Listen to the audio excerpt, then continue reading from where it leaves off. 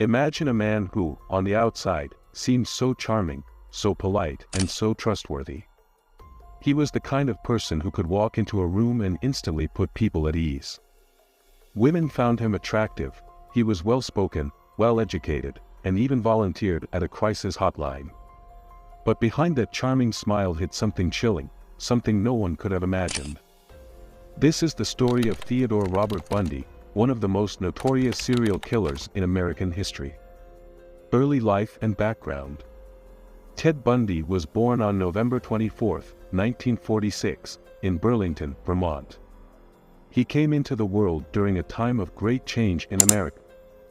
His mother, Louise, was a young, unmarried woman when she had him.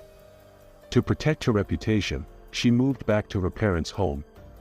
Ted grew up believing that his grandparents were his parents and that his mother was his sister. This confusion about his family background shaped his identity and had a profound impact on his life. Ted had a difficult childhood.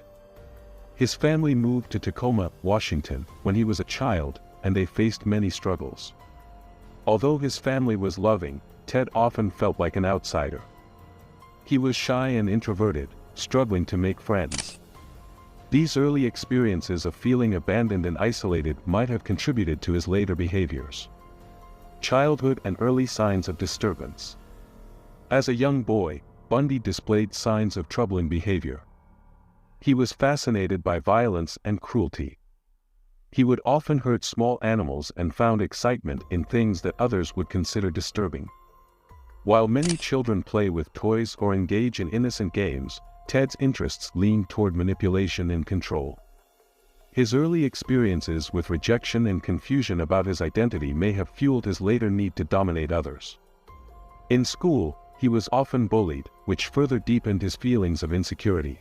Although he was intelligent, Ted struggled to connect with his peers and often felt a sense of rage building within him. Education and the double life. Bundy attended Tacoma's Woodrow Wilson High School. During these years, he began to change his image. He started dressing well and putting effort into his appearance. Although he still felt like an outsider, he was determined to become more popular.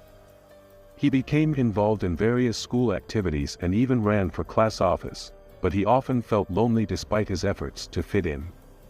Ted graduated high school in 1965 and went on to attend the University of Puget Sound.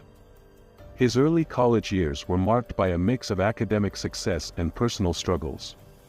He initially majored in psychology, which might have been a way for him to understand the minds of others while hiding his own dark thoughts.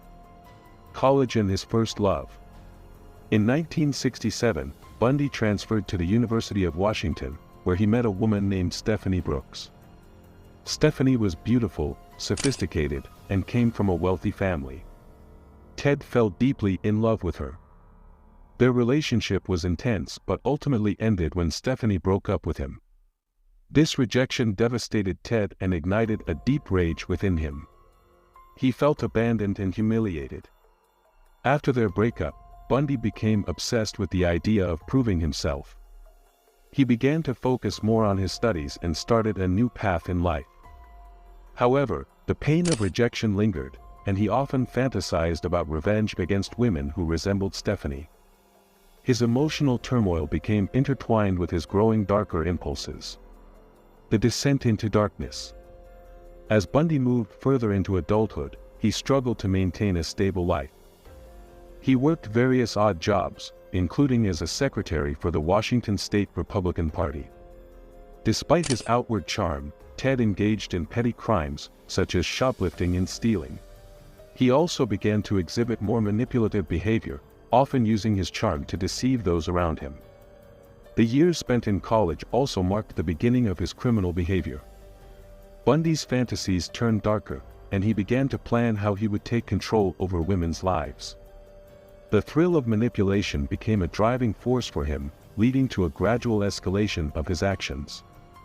First known killings. In the early 1970s, women began to disappear from college campuses in Washington and Oregon. Many of them had striking similarities. They were young, attractive, and often students at universities. Ted Bundy was becoming a predator, and he carefully crafted his method for luring victims. He would approach women, often pretending to be injured or in need of help, and then lure them to isolated locations. His first known victim was an 18-year-old girl named Linda Mae Healy, who disappeared from her home in Seattle on February 1, 1974. Linda's disappearance marked the beginning of Bundy's horrifying killing spree. Over the next few years, numerous women would go missing under similar circumstances, and Bundy's dark legacy was taking shape. The murders and infamous modus operandi. Bundy was smart and manipulative. He carefully planned his attacks, blending in with society. He used his good looks and charm to gain the trust of his victims. When he approached them, he often had a friendly demeanor, making it easy for them to feel safe. However, once they were within reach, he would overpower them and take control of their lives.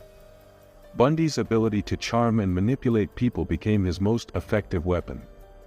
He often wore a cast on his arm, pretending to be injured, to attract the attention and sympathy of women.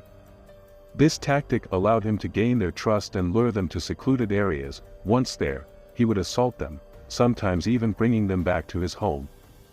Escapes and his time on the run. In 1977, Bundy was arrested for the first time after a traffic stop in Utah. He was linked to several murders and faced numerous charges. However, during his time in custody, he managed to escape from a courthouse library in Aspen, Colorado. He was on the run for 6 days, leading police on a wild chase.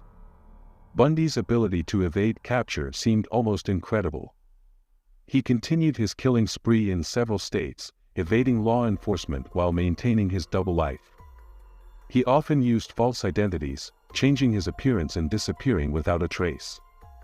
His second escape came in 1978 when he managed to break out of his jail cell in Glenwood Springs, Colorado. This time, he traveled to Florida, where he would continue his horrific acts. The final capture and trial. Bundy was finally apprehended in Florida in 1978 after a string of brutal killings in the Chi Omega sorority house at Florida State University. He brutally attacked several women, killing 2 and injuring others. The sheer violence of these attacks shocked the nation and brought Bundy's name to the forefront of media coverage. On February 15, 1978, Bundy was pulled over by police in a routine traffic stop. Officers discovered burglary tools in his car, linking him to the Chi Omega murders and other disappearances.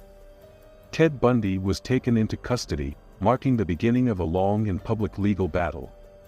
The trial and media sensation.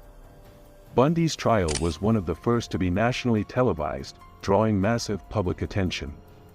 People were captivated by the case, both horrified and fascinated by the man behind the crimes. Bundy represented himself in court, a move that shocked many and added to the media frenzy. His charming demeanor and good looks made him an unlikely figure for such heinous acts. During the trial, Bundy attempted to manipulate the court, often appearing calm and composed. He was skilled at using language and rhetoric to his advantage, attempting to convince the jury of his innocence. However, the evidence against him was overwhelming. Testimonies from survivors and physical evidence ultimately led to his conviction. The legacy of fear and fascination. Psychologists have studied Bundy's mind for decades.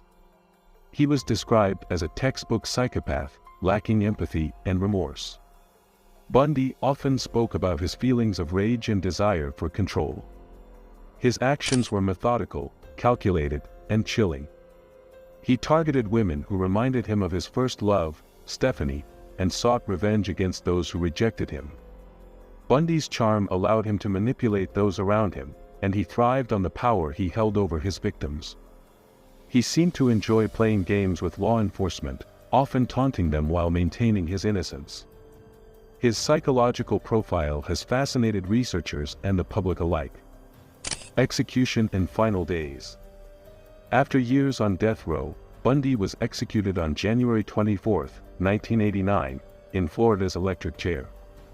His final days were marked by interviews where he seemed to enjoy reliving his crimes, offering a haunting glimpse into the mind of a man who took so many lives.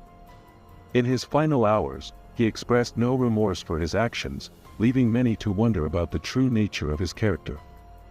Bundy's execution brought an end to one of the most terrifying chapters in American criminal history. However, his legacy continues to evoke fear and fascination. Documentaries, books, and movies have been made about his life, exploring the depths of his darkness and the impact of his crimes. Theodore Robert Bundy's story remains one of the most chilling in history. His ability to manipulate and deceive shocked the world, leaving behind questions about how someone so seemingly normal could hide such darkness. If you found this story captivating and want to explore more mysteries and histories with us, please don't forget to like this video, subscribe to our channel, and hit the bell icon for updates on our latest documentaries. Thank you for watching, and we'll see you in the next episode.